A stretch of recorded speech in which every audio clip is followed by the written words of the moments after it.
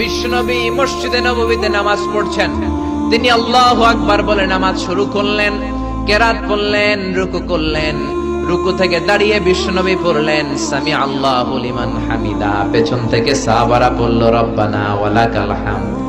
এক সাহাবী বাড়িয়ে অতিরিক্ত পড়লেন হামদান কাসীরান তাইয়িবান মুবারাকান ফি, ফিসফিসি আওয়াজে পড়ার কারণে বিশ্বনবীর কানে এটা চলে এসেছে।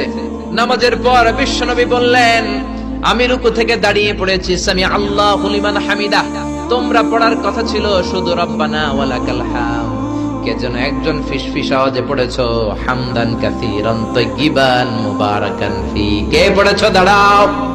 কোন সাহাবী দাঁড়ায় না ভয়ে। বিশ্বনবী অভয় দিয়ে বললেন কিছু বলবো না, কে পড়েছো? দাঁড়াও। এক সাহাবী দাঁড়িয়ে বললেন ও নবী আমি পড়েছি। বিশ্বনবী বললেন এটা তো আমি শিখাই নাই, কই পাইলা, কেন পড়ছো?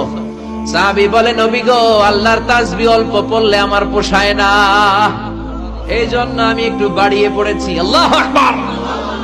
বিশ্বনবী বললেন ভয় পেও না, বিচলিত হয় না, নামাজরত অবস্থায় আমি দেখেছি বিদআউ ওয়া সালাসুনা মালায়েকা, 30 জনেরও বেশি ফেরেশতা তোমার এই অতিরিক্ত তাসবিহর সওয়াবটা কে লিখে লিখে আল্লাহর দরবারে পৌঁছে দিতে পারে, তারা আকাশের মধ্যে কে আগে নিয়ে যেতে পারে প্রতিযোগিতা করছিল।